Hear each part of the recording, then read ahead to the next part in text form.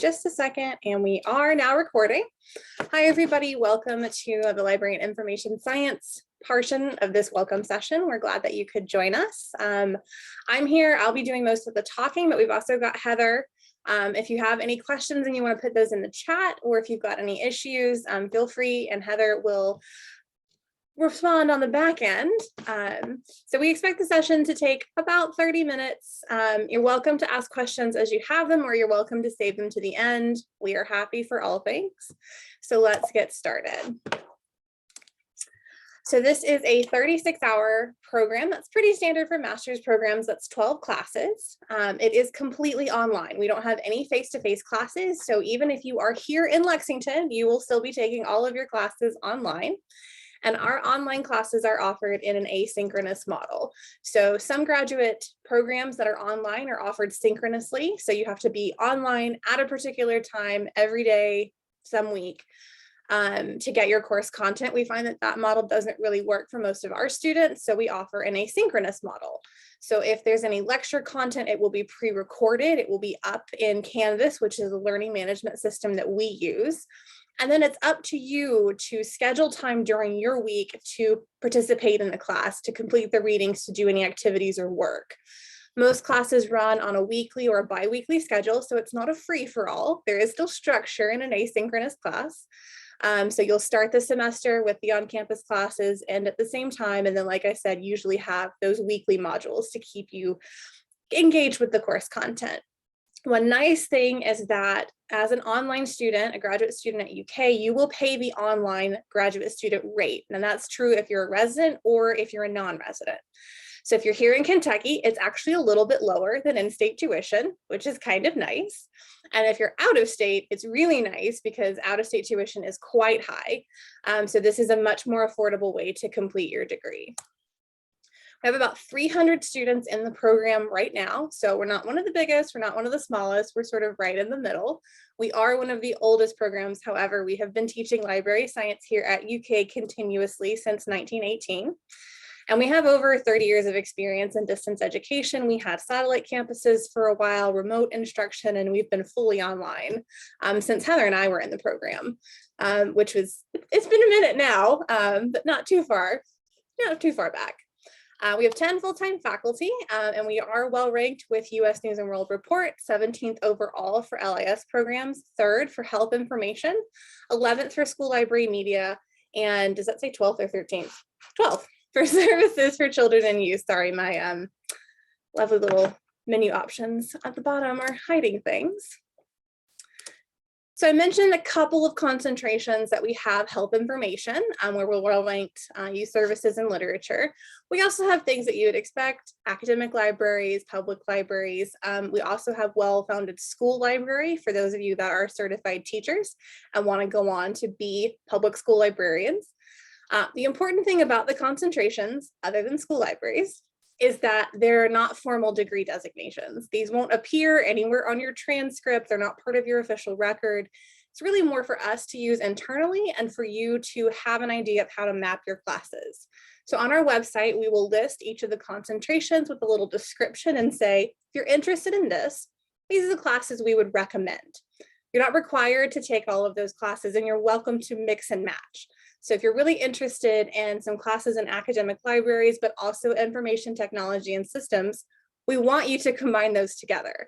We want you to design a plan of study that meets your professional goals. The only concentration that is a little bit different is school libraries, because in addition to the standard master's degree in library science, those students are also becoming eligible for school library certification through the State Standards Board. So they don't get to mix and match the same way because they have to meet those certification requirements. Any questions so far? Looking good. You guys are great. So let's talk a little bit about how those 36 hours or 12 classes break down. So for everyone who is not a school library student, this is what that looks like. Everybody takes the same 4 core classes. That's our 600 through 603. The course numbers are sequential. The courses themselves are not. You can take them in any order. 600 is an introduction to our profession, who we are, what we do, why we do it, why it matters.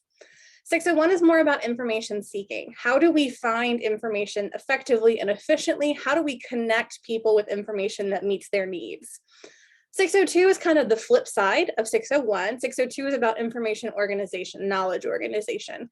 How do we take this vast information universe and then create organizational patterns so that we can then search for things? So metadata, descriptions in catalogs, that sort of thing. How do we create the back end of the system so that we can then search it? And then 603 is a foundational management class. Everyone in this profession manages something, whether you are the director of a massive library system or you're the person in charge of the craft supplies for summer reading, you're going to manage something. So we like to make sure that all of our students have a firm foundation in management and teamwork as they get through the program. Now, outside of those 4 core classes, you have to do at least 1 technology class, and we highly recommend doing as many as you're interested in. This is a field that is very responsive to technology. I see a lot of head nods. So the greater facility you have embracing new technologies and the changes that those make in our field, the easier it will be for you to stay relevant throughout your career. So we have a foundational class that's 636. If technology is not something that you feel real confident in, that is a great place to start. Or if you do feel confident in technology, we have higher level classes like 668, which is all about database building. And then also some of our special topics, our 690 classes are technology focused. And Heather builds the catalog and she always notes when she builds the catalogs, which classes fulfill an IT requirement so that you never have to worry about that. It's always noted in the catalog.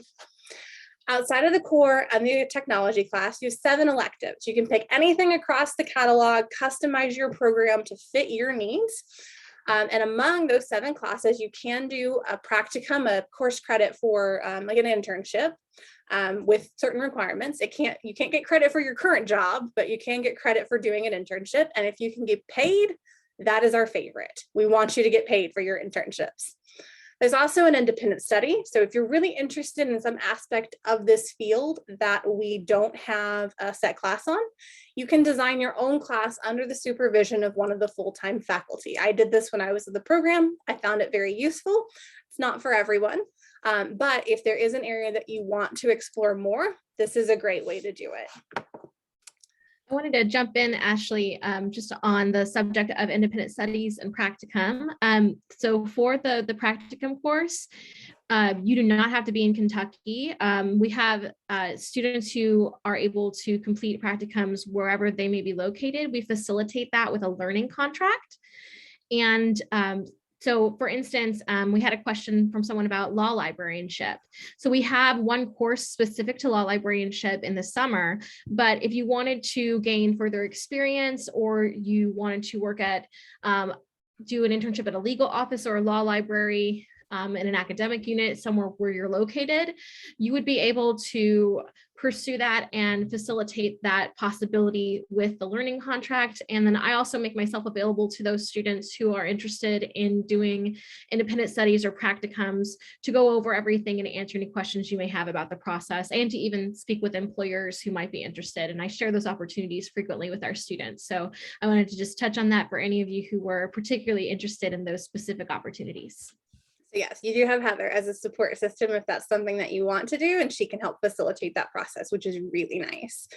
So this is a sample of our electives, just to give you an idea. It's not an exhaustive list. There are more than this, but things like youth literature for a diverse society, if you're interested in working with youth. There's also literature and related materials for early childhood. That's a brand new special topics course this semester. We also have things like consumer health information resources, information architecture, of course, classes on public and academic libraries, as you would expect, but also digital libraries, which is a great thing to learn about now, as a lot of libraries are moving into having more digital presences, digital collections, and archives as well. And then I mentioned briefly our special topics classes, the 690s. So these are classes that may be offered once, maybe offered multiple times, and then get their own course number, so like a 646 or a 645. But we do have some special topics classes every semester. And this is a chance for faculty to try new classes in new upcoming areas, or as we get new faculty, for them to bring their expertise into classes so that we can then put them on the books officially. But it's always a good idea every semester, regardless of what you've planned at the beginning of your course of study, to look at those 690 classes and see if anything's of interest to you. We do have you plan out your course of study as a new student, but you're always welcome to change that as your interests change or new classes become available. The plan's just there as a guideline. So is anyone here interested in being a school librarian before I go into this slide in detail? I'm sensing no. So we'll do the quick version of this. So you'll see school library students have the same 4 core courses, but then they have specialization courses that they have to take. These are like their electives, but they're chosen for them. To prepare them to be school librarians, they also have to take at least 2 literature courses and then at least 2 technology classes. So their course plan is a little more solidified than our non-school media students, but they still earn the master's degree and then they become eligible for certification as well. So let's talk about a unique student opportunity that is available through this program, something you won't really find at other LIS programs, is alternative spring break. This started in 2011, and what we do is we partner with institutions. We started in just the DC area, and we've expanded a little from there over the years. But in the past, we've had students intern at Library of Congress. That's where Heather and I interned. We've also had students at the National Archives. Currently, we've had students working with Smithsonian Libraries, National Library of Medicine. This year, all of our interns are with the network of the National Libraries of Medicine. COVID has made this interesting because normally we send our students in person, but a lot of government organizations still have restrictions on outside people working. So we've had to get a little creative with our partnerships, but the program, we've had it every year, even in the midst of the pandemic. So we adapt and we grow stronger. But the projects are really wide ranging. Even if they're a health science focused institution, we have students this year who'll be working on like cultural humility LibGuides, things that would be useful for any organization in any capacity in this field. So if you're interested in this and you're like, oh, well, it's National Library of Medicine, I'm not really interested in health, look at the project descriptions. They're not all health science based. And even if they are, that doesn't preclude you from being able to apply for them because a lot of these are transferable skills. So typically what happens is we open the call for applications in the fall semester, and any student who will be registered for the spring semester, who was also in the program in the fall. So let me try to explain this a different way. If you're a student in the fall and you'll still be a student in the spring, you can apply for the program for that year. It's not open to our brand new spring admits simply because they haven't had enough coursework to do this by that time. They've only been in classes for about 6 weeks, not quite long enough. So the program itself runs during the university's scheduled spring break. That's usually the 2nd or 3rd week of March. In non-pandemic times, we send you to the institutions. In pandemic times, we've done all of this virtually. It's worked out very well. But in either case, the school provides $1,000 of scholarship money to each student selected to help offset those costs for the week, whether that's travel, missing a week of work to do this. We like to make sure that our students don't have a financial burden on top of trying to do a program like this, but it's such a great way to get valuable experience with some of our leading institutions and professionals, a great line on your CV, and honestly, just really fun. Heather and I had a great time when we did this. Does anybody have any questions about alternative spring break? Go ahead, Casey. So is it available to full-time and part-time students? Yes. So as long as you're enrolled, we don't care how many classes you're in. It's available to everybody who's enrolled in a class that semester. Awesome. Very good question. Thanks. Anybody else? It is really fun. I will say it is a really fun thing to get to do. So let's talk about some practicalities. Tuition and financial aid. This is a master's degree. You are taking on a financial commitment, and we understand that. So like we mentioned, online students pay an online only rate that is separate from resident or non-resident. This is the rate for this academic year. So this is current through summer 2022. Fall 2022, as it does every academic year, this will change. We don't have those numbers yet. Usually the increase is modest, maybe a couple $100 at the most, but we never know that until the summer. But the nice thing is the registrar's website always has this information. Whatever the most current information is, you can find it there. So you'll see for this academic year, full-time for a graduate student, that's 9 hours or more a semester. It's about $6,200. Or if it's part-time, it's $700.50 a credit hour, about $2,100 a class. You may also have some distance learning fees. Those are usually moderate, like $30 a class. It's usually $10 a credit hour. It's not very bad, but just something to keep in mind as you're trying to plan for this. And then Kim, did you have a question? Yeah, so I see for the full-time online, which is the one that I'm looking for, it's a per semester. So would I be able to take extra classes? Yes, in the fall and the spring. Okay, so in fall and spring, Okay. we have what is considered full-time, right? So at the full-time rate, you can take 3 classes or 4 classes or 5 classes if you have the time for that same tuition number. Now, to keep in mind, you will still pay the fees associated with the 4th and the 5th class, but you don't pay extra tuition. So it is a great way to make the program more affordable because really you're getting, 4 for the price of 3. Summer is different. Summer is always billed off of credit hour only. There's no full or part-time in the summer. So if you take 4 classes in the summer, you will pay for all 4 classes. I would also suggest not taking 4 classes in the summer because our summer semester for library science classes is the last 8 weeks of summer. So it's like doing your classes in half the time. So it'd be like having 8 classes during a regular semester. It's just not a thing I would recommend. 2 classes in the summer is basically equivalent to a full-time load. 3 classes would be more like an extension.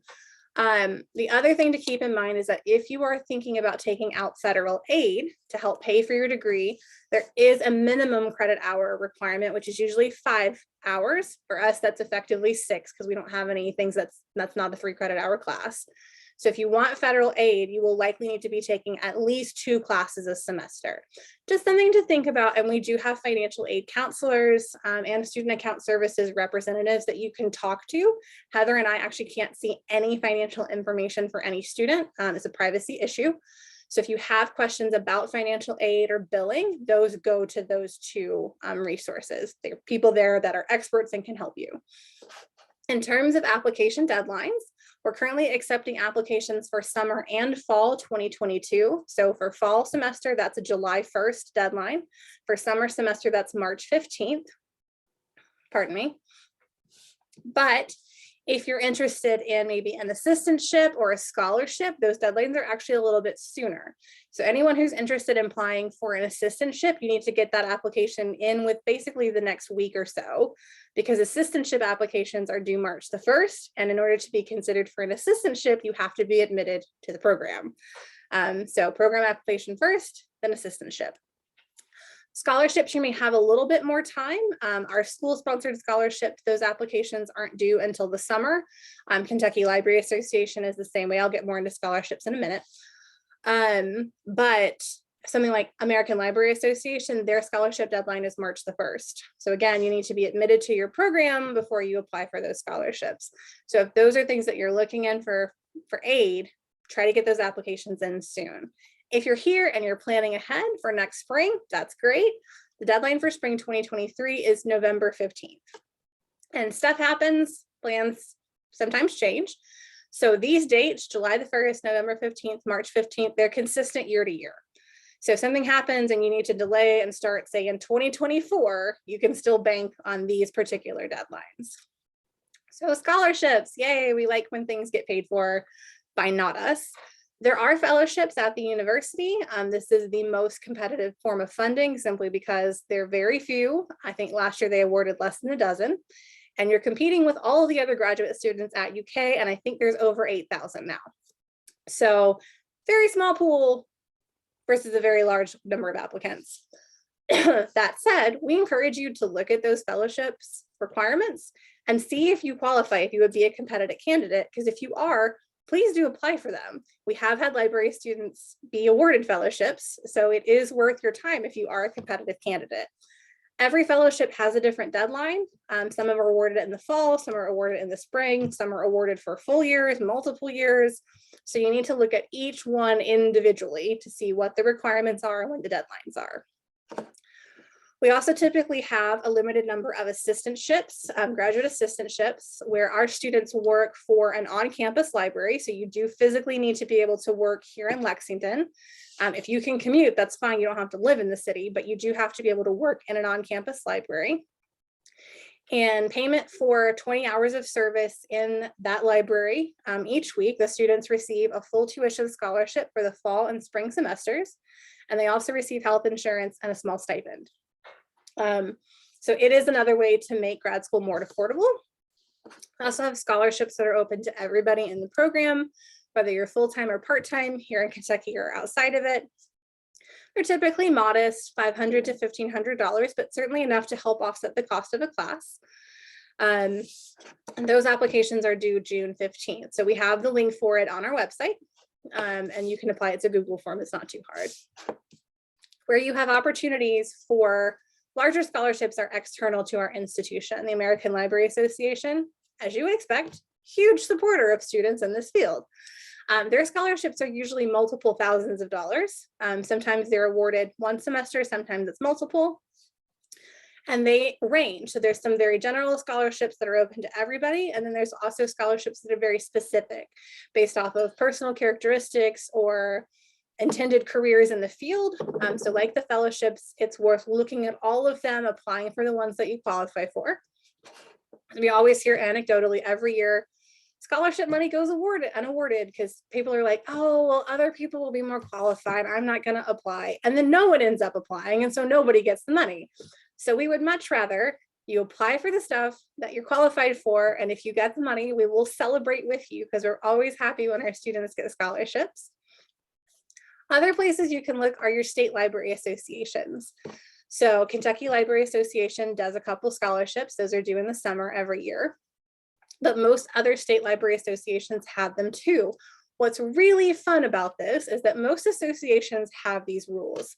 You either have to be an in-state resident enrolled in their program, or you have to be an in-state resident enrolled in some other ALA program anywhere in the country. So for Kentucky, as long as you're enrolled in our program here at UK, even if you live in Montana, you can still apply for the KLA scholarships. If you're in Virginia, it probably works the same way. You're a Virginia resident, but you're here in the program in Kentucky and it's ALA accredited. So look, because sometimes you can apply for scholarships in both states if you're an out-of-state student, which is really nice. We always like for you to get funding. Questions about any of this? Heather, thank you for keeping up with the links in the chat. You're very welcome. I did want to mention that with library associations, depending on your area of interest, you can also look for state, local, and regional library associations and professional organizations that are specific to that interest area. So we have a Kentucky Council on Archives. There is the Society of American Archivists. Special Libraries Association has branches in nearly every state. So these are different places that, depending on where you're hoping to go. So academic libraries, SLA is a good bet for that.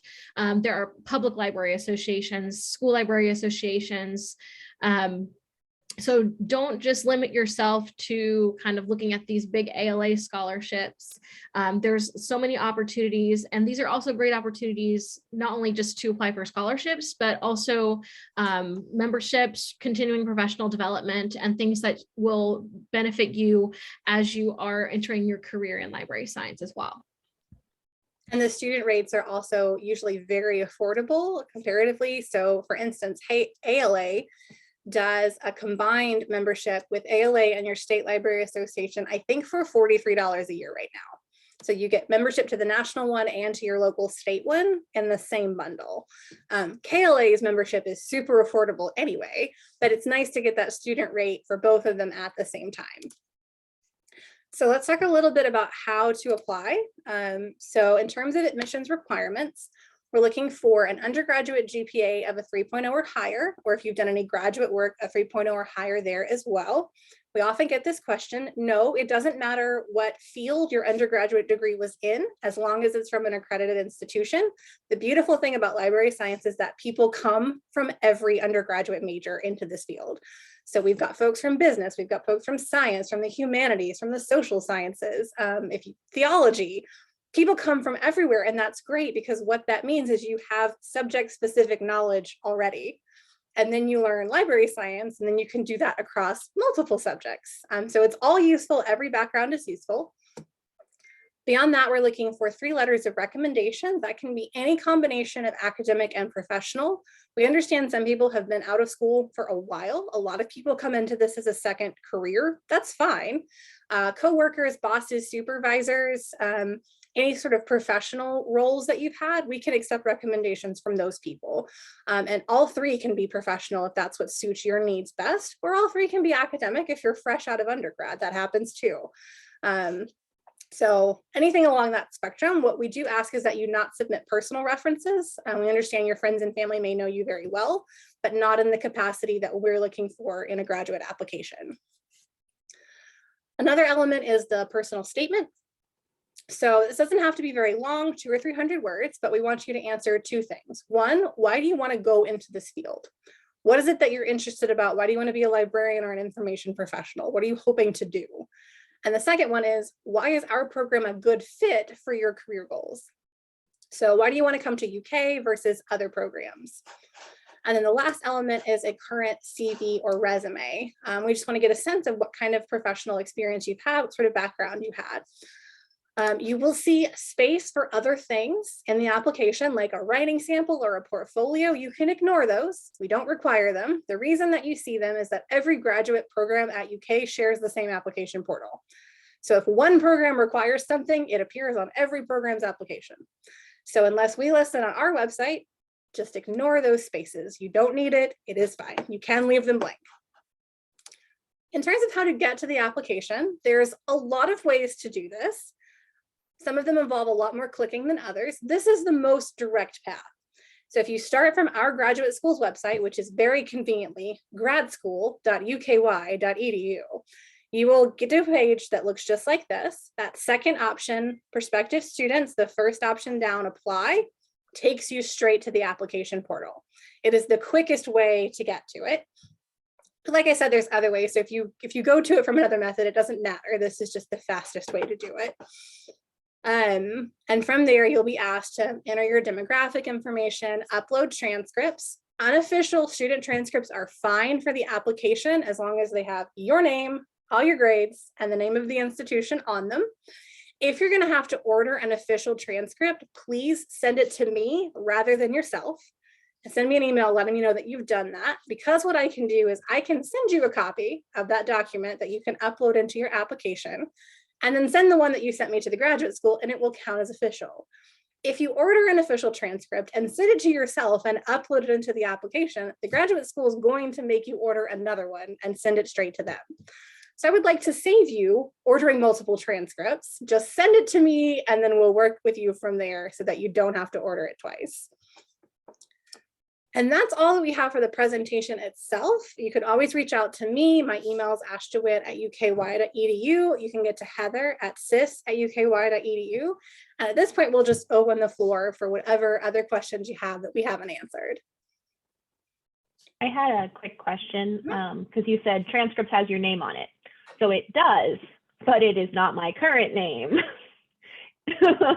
And Kim, that's fine. The other thing is, if you've had a name change for whatever reason, just let me know that so that I can tell the graduate school, hey, this is the name this person is applying under, but they're going to have records that come under this name, because otherwise your transcripts go into transcript limbo until we can get That's that. what I was worried about. Yep. So if you'll So just should I just email you and say my maiden name was? We'll get you sorted. It'll be fine. And it's very common, Kim. We do that for a lot of students. So thank you for letting me know ahead of time. Other questions? Anything's fair game. Casey? Yeah, so I was just wondering about how easy would it be to, based on like changing circumstances, change your designation from full-time to part-time? Is it just as simple as taking less courses that semester and the financial stuff works out? Yeah, That that's is exactly correct. it. Okay. So Casey, we have a period of time for the degree completion, that is 6 years. And so within that 6 years, as long as you're taking classes each semester, or you have an approved leave of absence, you can take 1 class one semester, 3 classes the next semester, 4 classes, 2 classes. We do not police that. It is just based on how many classes you feel comfortable taking, and that you register for. So there's no special process to be approved to take from a full-time down to a part-time. The one thing to keep in mind with full-time and part-time is just that the billing is slightly different.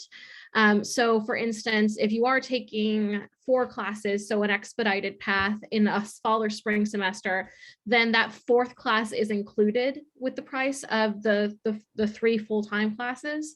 But then if you're going down to part-time, then it's just going to be that per credit hour rate that you're billed at. And summer's always billed at the per credit hour rate. So there's considerations for things like financial aid, and billing with that. But in terms of course load, we do not police students' registration that way.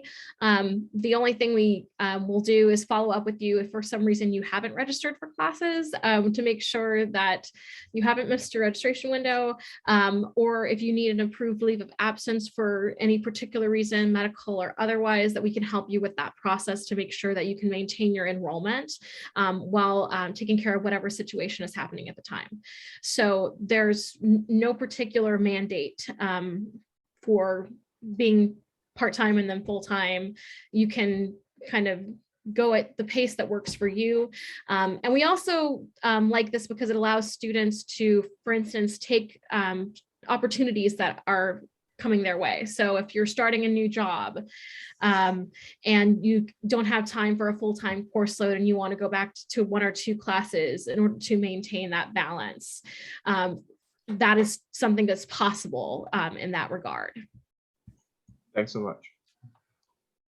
And Heather mentioned leave of absence. So everyone in this program is an adult with adult problems and adult lives. And that sometimes means that stuff happens and you take classes in the fall and then you really need to sit out the spring semester, and that's fine. That's what we have leaves of absence for.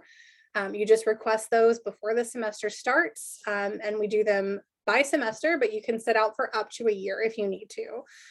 So if something happens and you need a year away from the program, that's fine. We just need to make sure we get those official approvals in. And what that means is when you want to start classes again, you don't have to reapply. If we don't have a leave of absence, you do have to reapply, and we don't want you to have to pay the application fee again. So we'll work with you on all that paperwork. Just stay in touch with Heather and I. We're happy to facilitate that. It's really not an onerous process. It's just one that we have to make sure that we have on record. Other questions? You guys have been great. These are good questions. Hi there. For summer classes, is it 1 or 2 sessions, and when do they usually run? So the university's summer semester is 12 weeks long, and it starts in sort of mid-May and runs through mid-August. For clarity's sake, our library science classes only ever run the final 8 weeks, which usually means that they start in mid-June and run to mid-August. So you can always bank on that, which is nice for our students because it means at least in May, even if you're taking classes all year long, you will have May mostly off every year. So if you have things that you want to plan, events or activities, May is a good time for those to get planned, because we'll never have classes in session during that particular part of the summer term. Okay. I did want to comment on one thing related to summer, Michelle, which is that we do have the ability for students to do practicums during the summer term. Because there are 140 hours of experiential service required for the practicum course, we allow students to start that in May and then run the full 12 weeks, even though the course itself is designated as an 8-week class. So that is, so you don't have to necessarily do all of your practicum work during that 8-week period. So that's one little exemption that we work with our students who are doing summer practicums for. Sometimes that's the best time for someone to do a practicum, or they may have an opportunity to present itself then. So don't feel that if that happens, you have to kind of squeeze it into those 8 weeks in some way. Thanks. Any other questions? We're so glad that you guys could join us today and spend part of your morning with us, and we hope this has been helpful. So Heather and I will stick around for another minute or two if you do have more questions, but if you don't, thank you again for joining us. Hopefully I'll see your application soon, and if you ever have questions, you're always welcome to reach out to either one of us. We're here to help, and we're honestly happy to do it. And if you do need to head Thank you both out, so much. you're so welcome. If any of you do need to head out, you do not need to return to the main room. You can just leave this breakout room and exit Zoom to finish the session. Thanks a lot. Thank you all so much. Well, thank you so much. Thank you. So, could I just clarify one thing about Of course. the transcripts? Hmm? The last thing you were saying about the transcripts, sorry. So it is just an unofficial required for the application. For the Correct. application, yes. Okay. And then it would be after that you provide the Mhm. official to you. Okay. Yeah. Great. So the only reason I mentioned having to order official transcripts is sometimes people don't have access to an unofficial student transcript for whatever reason. And at that point, even for the application, they'd have to order an official one. So in that case, I have them send it to me so that they don't have to order it twice. But if you have access to unofficial transcripts for all of your institutions, that's fine for the application. Just use those. Great. Thank you so much for taking the time this morning. I really appreciate Yeah, you're welcome. Have a great day, Casey. it. You too. Bye, Casey.